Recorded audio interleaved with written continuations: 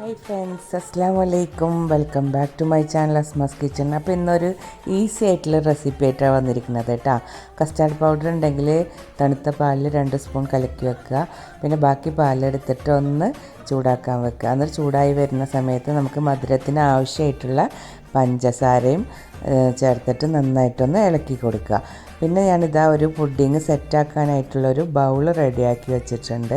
അതിലേക്ക് ഇന്ന് ബിസ്ക്കറ്റ് കൊണ്ടാണ് കേട്ടോ നമ്മൾ പുഡിങ് ഉണ്ടാക്കാൻ ഉദ്ദേശിക്കുന്നത്. അപ്പോൾ പുഡിങ്ങിൻ്റെ ട്രേയിലേക്ക് നമ്മൾ ബിസ്ക്കറ്റ് ലെയർ ചെയ്ത് കൊടുക്കുക. പിന്നെ നമ്മളെ പാലിവിടെ ചൂടായി വന്നിട്ടുണ്ട്. അപ്പോൾ അതിലേക്ക് നമ്മൾ മിക്സ് ചെയ്ത് വെച്ചിട്ട് കലക്കി വെച്ച ആ ഒരു കസ്റ്റാർഡ് പൗഡറിൻ്റെ മിക്സ് എടുത്തിട്ട് നമ്മുടെ പാലിലേക്ക് ചേർത്ത് കൊടുക്കുക കേട്ടോ.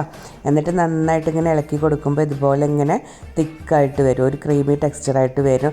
ആ സമയത്ത് നമുക്ക് തീ ഓഫാക്കിയിടാം. പിന്നെ ഈ ഒരു ലെയറാക്കി വെച്ചതിൻ്റെ മേലേക്ക് നമുക്ക് എന്ത് ചെയ്യാം, ഫസ്റ്റത്തെ ലെയറായിട്ട് ഇത് ആ ബിസ്ക്കറ്റിൻ്റെ മേലെ ഈ ഒരു ക്രീമിനെ ഒഴിച്ചു കൊടുക്കാം. പിന്നെ ഞാൻ ചെയ്തത് ബിസ്ക്കറ്റ് ഒന്ന് കഷ്ണം മുറിച്ചിട്ടിങ്ങനെ ഒന്ന് ഇത് ഫുള്ള് ഇതാക്കി വെക്കാതെ ഇങ്ങനെ ഈ രൂപത്തിലാക്കിയിട്ട് ഒന്ന് ഇട്ട് കൊടുത്തു. അതിൻ്റെ മേലെ വീണ്ടും നമ്മുടെ ബാക്കി വന്ന ആ ഒരു ക്രീം ഒഴിച്ചു കൊടുക്കുക.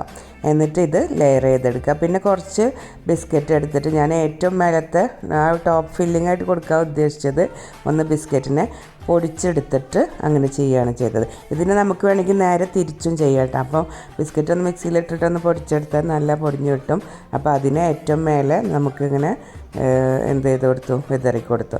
അപ്പോൾ നമുക്കിത് നേരെ തിരിച്ചും ചെയ്യാം കേട്ടോ. ഇപ്പോൾ ഈ മേലെ കാണുന്ന ഈ ഒരു ഭാഗത്തിന് ഏറ്റവും അടിയിൽ കൊടുത്ത് അതിൻ്റെ മേലെ ക്രീം ഒഴിച്ച് പിന്നെ ബിസ്ക്കറ്റ് വെച്ച് വീണ്ടും ക്രീം ഒഴിച്ചിട്ട് അങ്ങനെ പിന്നെ മേലെ ഡ്രൈ ഫ്രൂട്ട്സോ നട്ട്സോ എന്തെങ്കിലുമൊക്കെ ഇട്ട് കൊടുത്തിട്ട് ഡെക്കറേറ്റ് ചെയ്തിട്ട് അങ്ങനെ വേണമെങ്കിലും ചെയ്തെടുക്കാം. വളരെ ഈസി ആയിട്ട് ഉണ്ടാക്കാൻ പറ്റുന്ന ഒരു പുഡിങ്ങാണ്. അപ്പോൾ ഇതിനെ നമ്മളിനി ഫ്രീസറിൽ 2 മണിക്കൂർ വെച്ച് അടുത്ത ദിവസമാണ് എടുത്തത്. അപ്പോൾ മോളിങ്ങനെ സ്പൂൺ വെച്ച് ഇങ്ങനെ എടുത്തതുകൊണ്ട് അത്ര ഷേപ്പ് നമുക്ക് തന്നെ തിന്നാനാണല്ലോ. അപ്പോൾ വെറുതെ അങ്ങോട്ട് എടുക്കുക ചെയ്തത്. അടിപൊളി ടേസ്റ്റാണ്.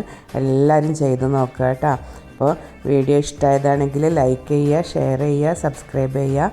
എന്നിട്ട് നിങ്ങളിത് എന്താ പറയുക ഉണ്ടാക്കി നോക്കുകയും ചെയ്യാം. അപ്പോൾ അടുത്ത വീഡിയോയിൽ കാണുന്നവരെ മാസ്സലാമ, ബൈ ബൈ.